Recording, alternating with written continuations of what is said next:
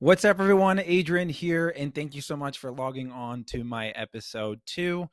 Today's episode is going to be about the customer experience, and it's really about selling the experience to your client as opposed to a tangible product. So, I got this idea from a book that I've read that's called The Starbucks Experience. It really talks about how Starbucks has differentiated themselves and became the coffee king ahead of some of the competitors like Dunkin' Donuts, Dunn Brothers, and some others out there. Although they may have the most expensive coffee, people keep going back, and there's a reason for that. And it's all about the customer experience. So that's what I'm going to talk about today. Hope you enjoy. Please feel free to reach out as always if you have any questions. Thank you.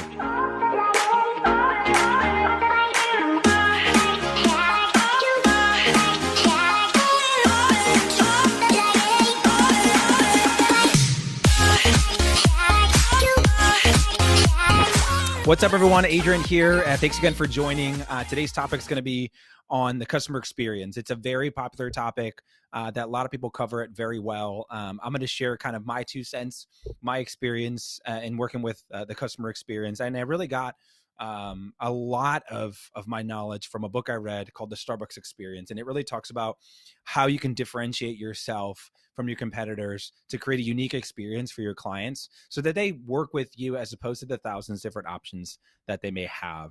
Because sometimes, guys, they may have thousands of options to choose from, and all those options may be very similar. Like you may be selling a tangible product or a service that Joe Schmo also covers too, and there's no difference between either one of them.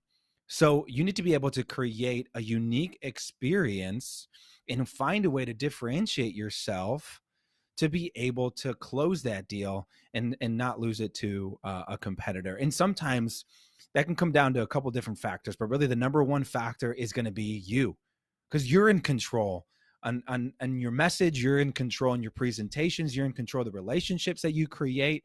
So you're in the driver's seat. So that's great.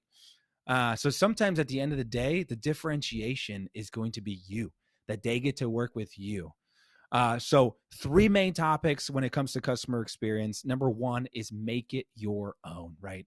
You may be working for a company, but you're also your own enterprise, right?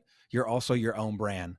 So make it your own. When you're out there creating a customer experience or working with clients and generating relationships, focus on making it your own. And I preach this all the time in being authentic and being real. And that's true.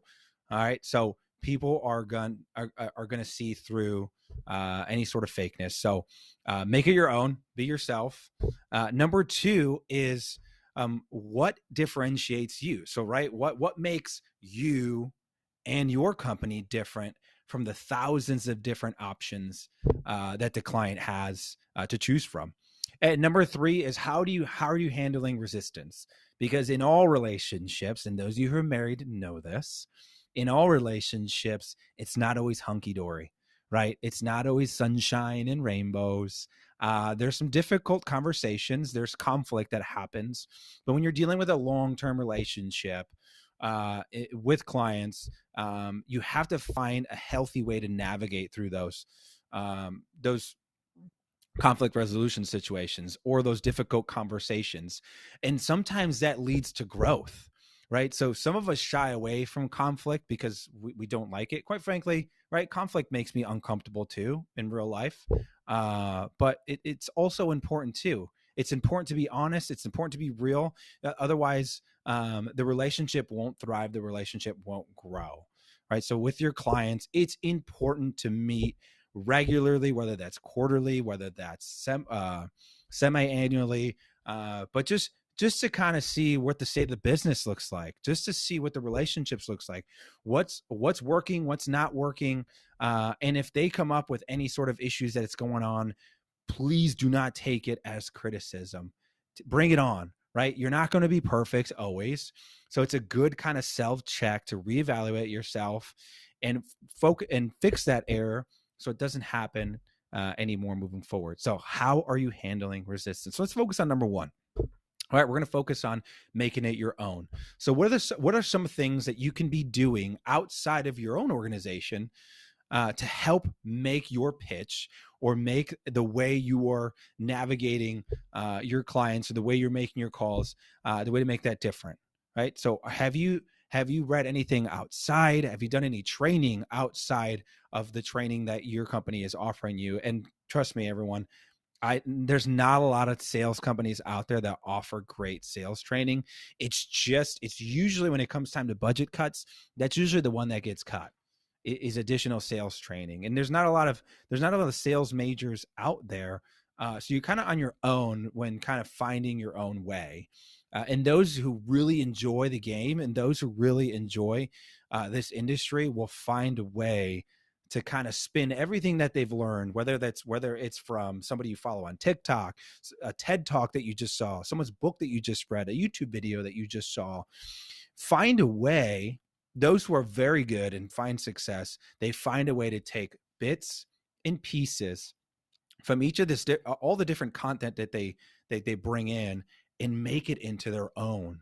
They don't mirror exactly what everyone else is doing. They take the best parts of everyone and make it into their own and use it when they're out communicating with clients. So that's what I mean by making it your own, right? Go outside of your company and build your craft, sharpen your saw, right? And it helps build confidence too. And people see that when you're working with clients, they can see whether you're confident, you're not confident. So the more you work on your craft outside of work, the more it's going to help you in your career and grow within your company.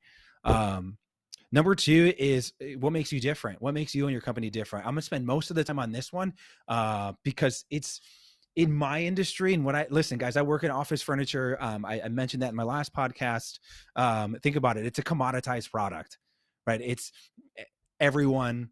And there's thousands and thousands of manufacturers that sell office furniture. So what makes our furniture different than Joe Schmo office or Joe Schmo manufacturer? So I got to find different ways than just the tangible product itself to make it different to work with us. And a lot of the times I just focus on myself.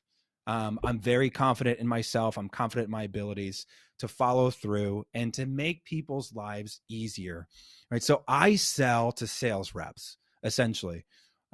So my job is to make their lives as easy as possible and to build a path of least resistance for them. Because when you're out selling to clients, right, the last thing you want to do is have a difficult vendor to work with or find more hurdles to jump through because you're jumping through a lot of hurdles as it is in the first place.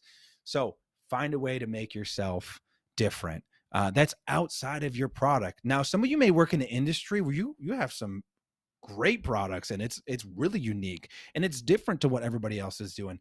If that's the case, hone in on that, but learn it, right? Be credible, learn it, and be 100% about it when you're presenting that.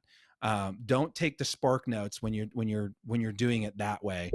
Really dive into it, learn it, and sell that. But if it's really a tangible, a commoditized item like furniture, find a different way to make yourself different. And for me, really, it's just been myself. It's been the company culture. It's been the ease of doing business. Right? It's just being the most reliable. I know that I'm going to be better than the other competitors that are out there calling on my clients. And I build authentic relationships. I build organic relationships so that we can build organic growth as opposed to trying to win projects here or there, and really hoping and relying on making my numbers based on projects won. So that's number two. And lastly, number three is how are you handling resistance?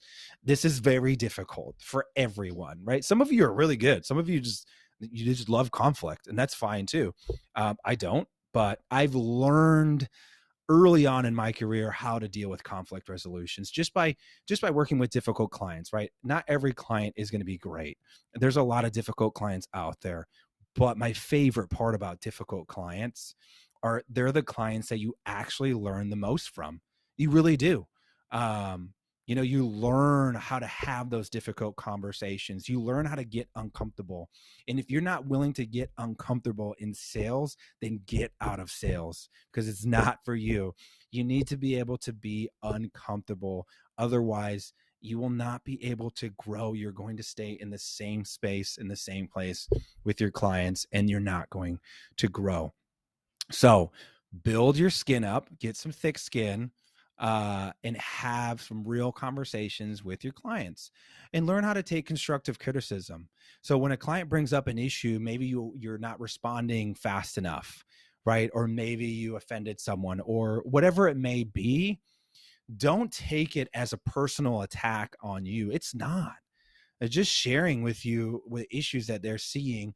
Take it in, be thankful for that, and then fix it so that it doesn't happen again moving forward, and that relationship can thrive.